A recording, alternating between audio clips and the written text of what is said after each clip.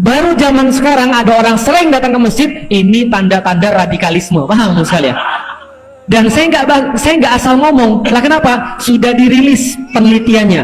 Penelitian tentang radikal ekstrim dalam agama, ciri-ciri nomor satu adalah berpegang pada Quran dan Sunnah. Paham teman sekalian?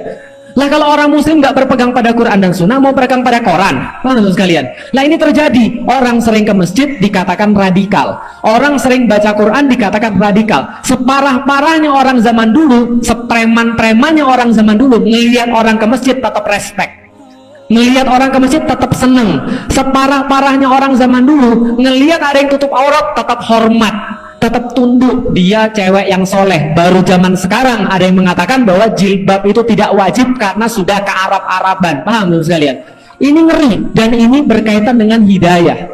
Kenapa berkaitan dengan hidayah? Karena gini, coba bayangkan, andaikan Allah menyamakan antara ilmu dengan hidayah, antum nggak akan disuruh sholat 5 kali sehari.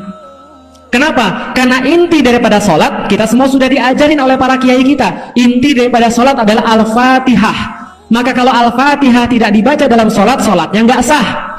Inti daripada Al-Fatihah dalam 7 ayat yang berulang-ulang yang Anda baca, inti daripada Al-Fatihah adalah permintaan hidayah kepada Allah. Ihdinas siratal mustaqim. Itu intinya. Dari awal Anda itu cuma dalam tanda kutip ya, kalau seorang laki-laki menggoda wanita, kita itu dalam tanda kutip adalah menggoda Allah dalam tanda kutip. Kenapa? Ya Allah, bismillahirrahmanirrahim, alhamdulillahi rabbil alamin. Itu semua menyanjung Allah. Ar-Rahman, Ar-Rahmanirrahim, Maliki yaumiddin, iyyaka na'budu wa iyyaka nasta'in. Merendahkan diri kita serendah-rendahnya, mengangkat Allah setinggi-tingginya, seolah-olah kita sedang menggoda Allah dalam tanda kutip karena kita punya permintaan.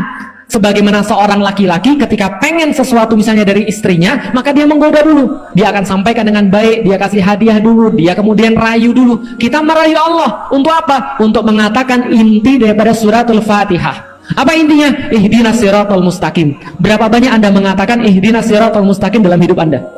Dalam satu kali, dalam sehari berapa banyak? 17 kali. Ihdinas siratal mustaqim, 17 kali Anda minta pada Allah. Maka nggak ada satupun orang di sini yang cukup berani mengatakan, Ustadz, saya sudah minta hidayah 2 tahun yang lalu, alhamdulillah. Sudah dapat 2 tahun yang lalu, alhamdulillah. Sekarang saya nggak usah minta lagi. Kenapa? Itu nggak masuk akal. Kenapa nggak masuk akal? Karena hidayah itu bukan barang kayak ilmu. Kalau ilmu beda. Antum bisa jadi mempelajari Nahwu Shorof 17 tahun yang lalu dan antum masih ingat. Antum bisa jadi mempelajari tentang ilmu faraid 20 tahun yang lalu dan antum masih hafal. Antum bisa jadi untuk menghafalkan Quran 15 tahun yang lalu dan antum masih ingat. Tapi hidayah Allah nggak begitu caranya. Hidayah Allah itu persis kayak air. Hidayah Allah itu persis kayak minum. Kemarin kita minum, hari ini kita perlu minum. Tadi pagi kita minum, malam ini kita perlu minum. Bahkan kita perlu minum terus-menerus dalam setiap hari dalam hidup kita. Karena seperti itulah hidayah. Maka ketika Allah berkata tentang hidayah, Allah katakan Al-Quran adalah hidayah. Syahrul Ramadan alladzi unzila fihil Quran huda linnas. Sesungguhnya Al-Quran itu adalah huda linnas, adalah petunjuk bagi manusia. Maka benar tadi ketika dinasihati oleh Allah Riyadham, maka bacalah Quran. Kenapa? Itu kayak air. Kalau antum nggak baca Quran, antum kayak nggak minum. Antum nggak minum sehari, bisa jadi antum cuma dehidrasi. 2 hari, 3 hari, 4 hari mati antum. Tapi masalahnya, mati hidup itu masih lebih berharga. Yang bahaya, mati hati. Kenapa? Karena Allah katakan, Allah menurunkan Al-Quran dari langit. Persis seperti Allah menurunkan ayat dari langit.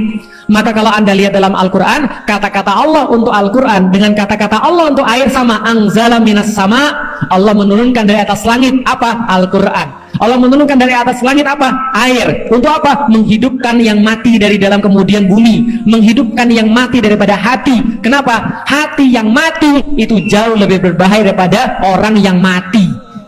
Nah, kok bisa begitu? Orang mati nggak bisa nyakitin orang. Orang mati nggak bisa menghina agama. Orang mati nggak bisa menista agama. Orang mati itu nggak bisa dia melakukan maksiat. Maka orang mati nggak bisa dapat pahala, nggak bisa dapat maksiat. Orang hidup yang hatinya mati, maka dia terus-menerus akan bermaksiat seumur hidup dia. Tidak hanya bermaksiat, Allahu Akbar. Nggak hanya bermaksiat, tapi dia ngajak orang untuk bermaksiat. Nggak hanya dolal, mudil, nggak hanya sesat, menyesatkan orang yang lain. Kenapa? Karena hatinya sudah mati. Itulah kemudian saya bilang, ketika saya lihat orang-orang yang ucapannya aneh-aneh itu, yang saya nggak bahkan kepikiran dengan hal semua itu. Saya banyak kepikiran maksiat dalam hidup saya. Saya banyak kepikiran cara-cara bermaksiat dalam hidup saya yang selalu saya tekan dalam hidup saya. Cara-cara untuk menuruti nafsu dalam hidup saya. Saya banyak kepikir, tapi saya nggak kepikiran model-model kayak gitu. Mengucapkan bahwa Al-Quran itu kemudian cuma dongeng, mengucapkan Al-Quran cuma asatirul awwalin, itu adalah kisah-kisah orang-orang zaman dulu. Pas banget kan kayak yang diceritakan dalam Al-Quran. Bagaimana penghinaan-penghinaan orang-orang zaman dulu ketika dibacakan pada mereka Al-Quran, hadza asatirul awwalin. Ini cuma cerita-cerita orang zaman dulu. Ini adalah zaman dulu, zaman sekarang sudah berubah. Nggak usah ikut-ikutan. Nggak kepikir saya bilang bahwa kerudung itu tidak wajib. Nggak kepikiran kemudian saya mengatakan bahwa orang kafir itu bakal masuk surga. Bakal paham dong sekalian. Sesuatu yang aneh-aneh, inilah yang namanya hidayah. Maka penting banget, dan saya pengen membuka dengan itu. Ilmu beda dengan hidayah. Karena hidayah itu langsung hak prerogatifnya Allah. Allah milih orang untuk dapat hidayah. Hidayah sudah Allah turunkan dalam bentuk Al-Quran. Hidayah sudah Allah turunkan dalam bentuk akal manusia. Akal manusia bisa memilih mana yang takwa, mana yang fajir, mana yang baik, mana yang buruk. Cara memilihnya pun sudah ada Al-Quran. Tapi kemudahan untuk memilih itu Allah yang tentu.